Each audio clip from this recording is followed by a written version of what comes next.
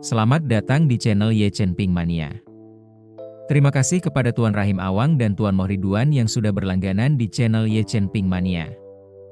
Semoga dilancarkan rezekinya dan diberikan umur panjang yang penuh keberkahan. Terima kasih kepada semuanya yang sudah like dan subscribe. Semoga selalu diberikan kesehatan dan kesuksesan. Naga tak terkalahkan bab 7520 sampai bab 7521. Berkat bantuan ajaib Tawana, Bernard Elnor kembali memuncaki halaman depan media global. Popularitasnya melonjak, dan seiring dengan itu, kecintaan terhadap merek-mereknya pun tumbuh, menghasilkan penjualan yang memecahkan rekor di toko-toko di seluruh dunia dan keuntungan yang melonjak. Bernard Elnor sangat bersemangat. Setelah bertemu presiden, ia hanya menjadwalkan makan malam singkat di rumah sebelum langsung menuju bandara, naik pesawat ke New York. Karena sorotan global Bernard Elnor, begitu jet pribadinya lepas landas, dunia melacaknya melalui perangkat lunak penerbangan, mengetahui bahwa jet tersebut menuju New York. New York, markas besar Perserikatan Bangsa-Bangsa Media kembali bergemuruh, melaporkan, Bernard Elnor telah berangkat ke New York untuk memenuhi janjinya. Dalam beberapa hari terakhir, ketenaran Bernard Elnor telah memberikan tekanan yang sangat besar pada pemerintah Amerika dan Blackwater. Meskipun telah berupaya keras, mereka tidak dapat melepaskan tekanan tersebut, dan sekarang, wabah ini langsung menuju Amerika. Blackwater berada dalam siaga tinggi, segera menghubungi Pentagon, berharap mereka atau Gedung Putih dapat campur tangan, idealnya mencegah kedatangan Bernard Elnor atau, setidaknya, menghentikannya untuk kembali menyerang Blackwater. Sang pemimpin agung merasa terganggu dengan hal ini. Di masa-masa bisnisnya, ia dan Bernard bukanlah teman dekat melainkan kenalan. Keluarga mereka adalah klien utama merek-mereknya. Sejak terjun ke dunia politik, mereka jarang berkomunikasi. Kini, pengejaran tanpa henti Bernard Elnor mengancam reputasi dan prospek Blackwater, serta citra internasional Amerika. Setelah berpikir panjang, ia memutuskan untuk menelepon Bernard Elnor.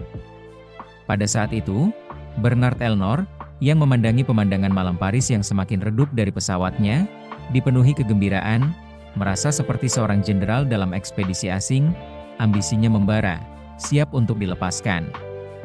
Asistennya bergegas dari kabin depan sambil memegang telepon satelit, berbisik, "Tuan Elnor, ada panggilan dari pemimpin agung Amerika." Pemimpin agung? Bernard Elnor mengerutkan kening, bergumam, "Apa maunya dia?" Asisten itu menggelengkan kepala. Tidak jelas, tapi asistennya bilang dia ingin bicara, dan dia sudah menelepon. Bernard Elnor mendengus. "Apa? Dia pikir aku akan mundur? Dia pikir aku takut?" Dia mengulurkan tangan. "Berikan aku teleponnya." Asisten itu menyerahkannya, dan Bernard Elnor menekan tombol panggil, menghubungkan saluran yang sebelumnya dibisukan. Bernard Elnor berbicara dengan datar. "Halo, pemimpin agung." Suara yang agak serak dan malas terdengar. "Hai, Elnor, lama tak bertemu. Apa kabar?" Bernard Elnor menjawab dengan sinis, "Baik, meskipun aku hampir kehilangan nyawaku di Pulau Whitehorse. Untungnya, aku selamat tanpa cedera." Setelah hening sejenak, suara itu berkata, "Dengar, Elnor, aku akan berterus terang padamu. Aku tahu pesawatmu menuju New York, tapi kusarankan kau suruh pilot untuk kembali atau memilih tujuan di luar AS, kemanapun kau suka. Istirahatlah, biarkan ini berlalu. Bagaimana menurutmu?" Bernard Elnor langsung menolaknya. "Aku sudah berjanji pada dunia. Sebagai pria yang bertanggung jawab, aku tidak pernah mengingkari janjiku." Suara itu terdengar kesal. "Elnor, kau seorang pengusaha, aku seorang pengusaha. Tak ada yang lebih memahami bisnis daripada aku. Ini tentang memaksimalkan keuntungan, apa yang orang lain pikirkan tentangmu tidak penting." Dia memberi isyarat.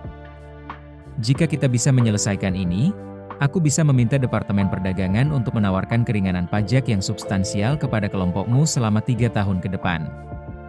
Percayalah, Elnor, itu miliaran dolar. Kau hanya perlu melupakan masalah Pulau Whitehorse." "Biarkan saja." "Tidak, kata Bernard Elnor tegas. Pemimpin agung, saya tidak akan mengubah rencana atau keputusan saya. Kelompok saya akan membayar pajak di AS sesuai hukum. Margin keuntungan kami sudah solid, kami tidak butuh keringanan pajak. Terkejut dengan penolakannya, suara itu berubah tegas, memperingatkan, Elnor, kau tahu pajak bisa naik, bukan hanya turun. Naik sekali, sangat tinggi. Setahu saya, barang-barang mewahmu tidak dibuat di AS. Kami bisa saja mengenakan tarif yang sangat tinggi sehingga produkmu kehilangan daya saing di Amerika. Tapi semua ini bisa dihindari jika kau memutar balik pesawat.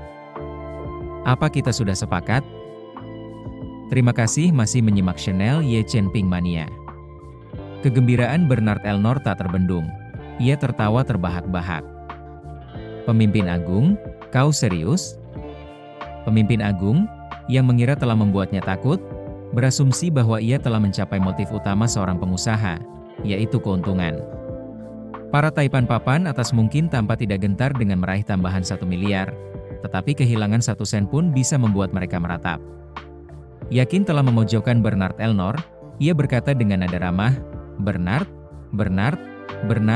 kita sudah berteman lama. Aku kenal kalian, kalian kenal aku. Jika kita bekerja sama, aku tidak akan memperlakukan kalian seperti ini. Kalian tahu aku tidak pernah menembak teman, tetapi hanya jika kalian masih menjadi temanku. Bernard Elnor berseru, tembak aku. Pemimpin agung, tolong tembak aku. Aku mohon. Jika kalian bisa menaikkan tarif untuk kelompokku sebesar 100% atau bahkan 200%, aku akan sangat berterima kasih. Dalam benaknya, Bernard Elnor berteriak, adakah cara yang lebih baik untuk mengumpulkan poin pengalaman selain ini? Tidak sama sekali. 50 miliar poin pengalaman, yang diperoleh dengan susah payah, membutuhkan persetujuan Tuan Ye untuk setiap sennya. Tanpa persetujuannya, saya tidak bisa mengeluarkan uang sepeser pun atau mendapatkan 1 poin pun. Tapi Tuan Ye juga bilang, kerugian bisnis apapun dari ini bisa dihitung sebagai poin pengalaman. Bagaimana saya bisa menciptakan kerugian?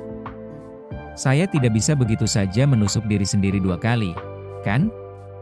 Jika saya mengumumkan keluarnya kelompok saya dari pasar AS, saya akan kehilangan miliaran setiap tahunnya. Tetapi jika Tuan Ye tidak mengakuinya, semuanya sia-sia.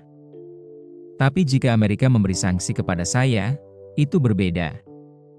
Semua sanksi adalah kerugian yang dijatuhkan oleh Amerika, dan itu pasti akan dihitung oleh Tuan Ye.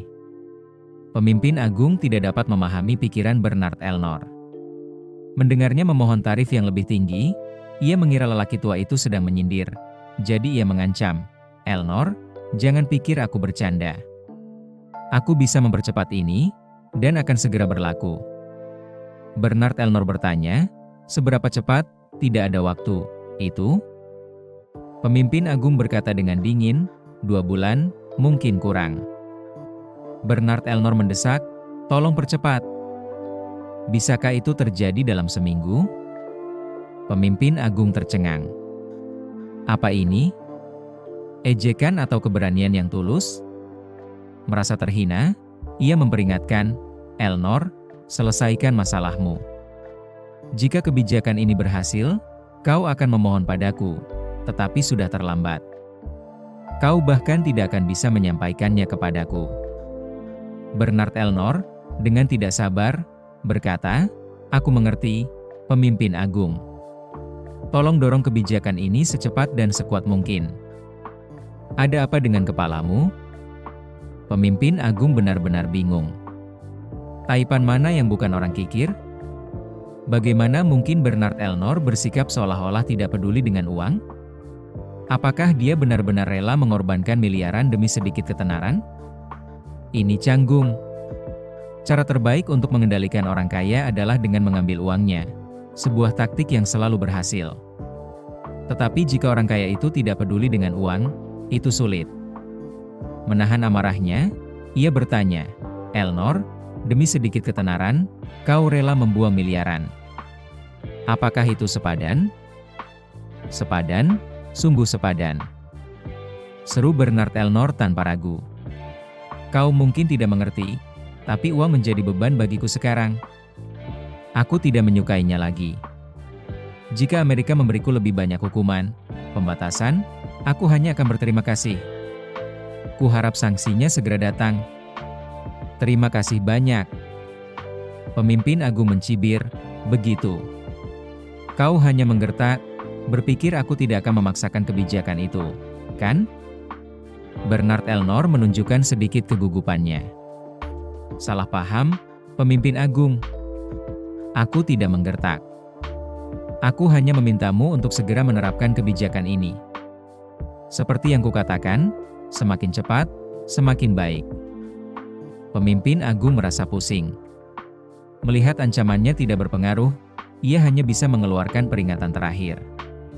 Elnor, aku tidak peduli apa yang mendorongmu, tapi kau akan menyesali keputusan hari ini. Aku tidak hanya akan segera menerapkan kebijakan ini, tapi aku juga akan meminta IRS mengaudit perusahaanmu secara menyeluruh. Kuharap kita tidak menemukan masalah. Gumam Bernard Elnor, seandainya saja ada masalah. Apa katamu? Pemimpin agung menangkap gerutuannya dan membentak dengan marah. Bernard Elnor, yang sudah mengerahkan seluruh kemampuannya, berkata dengan sungguh-sungguh, aku bilang, akan bagus jika kau menemukan masalah. Idealnya, yang serius, dan menjatuhkan denda terberat dalam sejarah, katakanlah $500 miliar. Bersambung.